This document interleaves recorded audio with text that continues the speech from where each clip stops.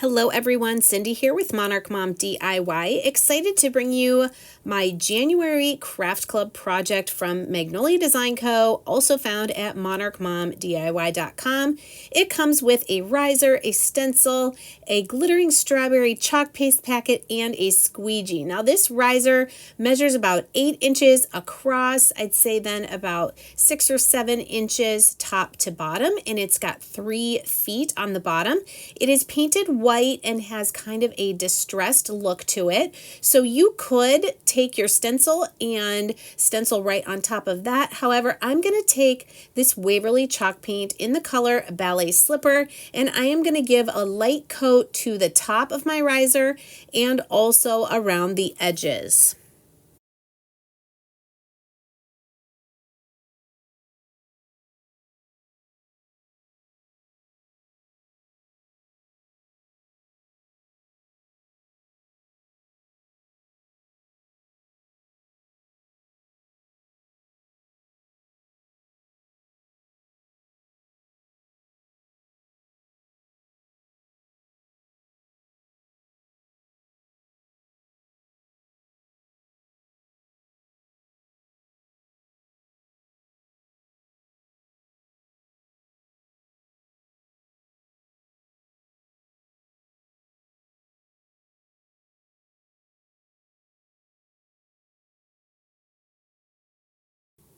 Now when I am going to stencil over a painted surface, I like to take my little sander here with a 400 grit sandpaper just to smooth out the painted surface.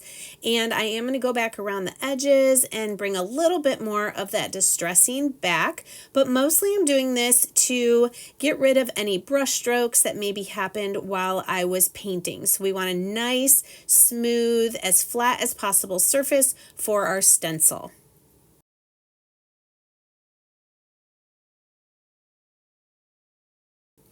Now, as I mentioned before, each of our exclusive Craft Club projects comes with an exclusive stencil that you cannot purchase separately. This one is a 10 by 10 pattern called Mini Blooming Roses. It is so pretty, not just for Valentine's time, but for all throughout the year. So I love the little roses and the vines and leaves. So when I first use my stencil, I write the name of it on the back of the backer sheet.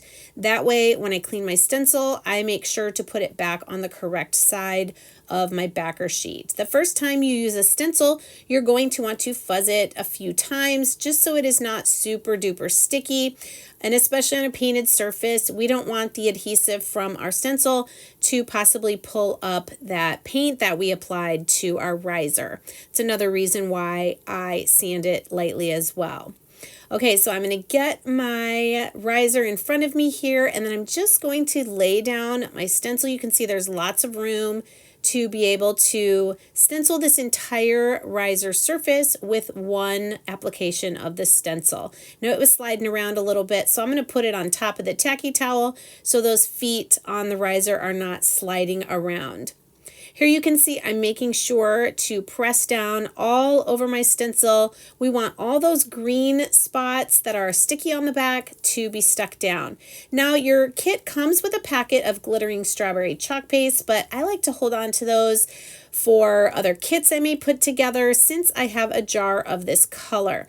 So I'm going to mix that up, and then I'm going to take a piece of a squeegee and I'm just going to apply this glittering strawberry color to all of the roses.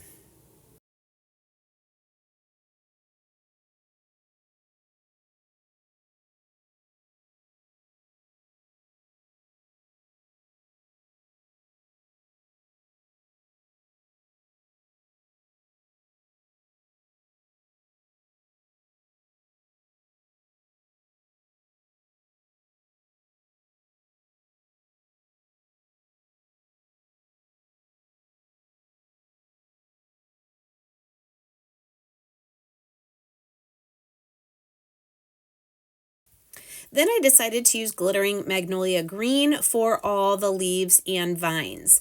Here I'm showing that I'm using a paintbrush squeegee. It's just a small piece of squeegee with a handle. Makes it nice and easy to use and to get in between all of those roses.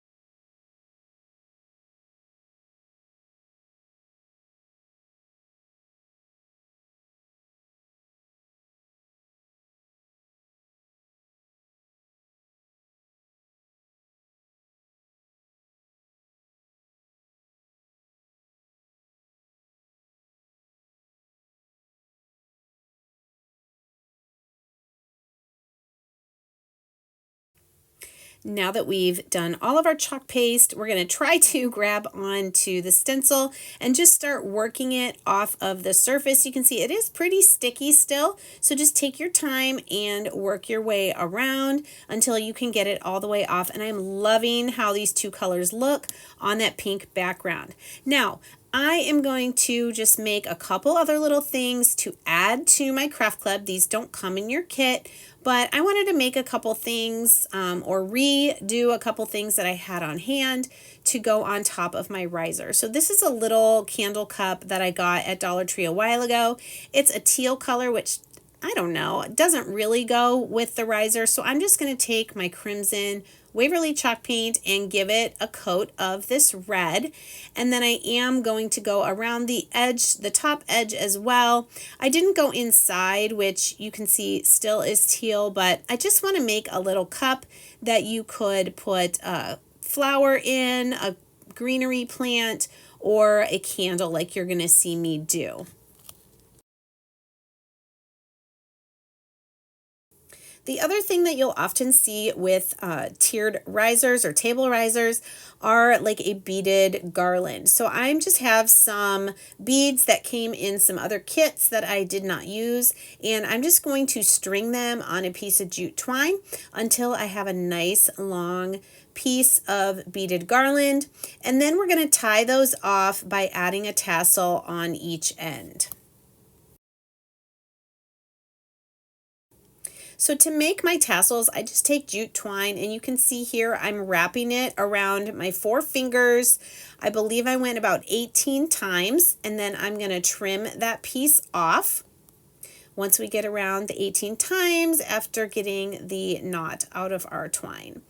Okay, so there I've got a loop now that's 18 loops, and I'm going to take one of the ends of my beads and I'm going to put that through the loop, and I'm going to tie that on in a knot. I'm going to get it as close as I can to that first bead.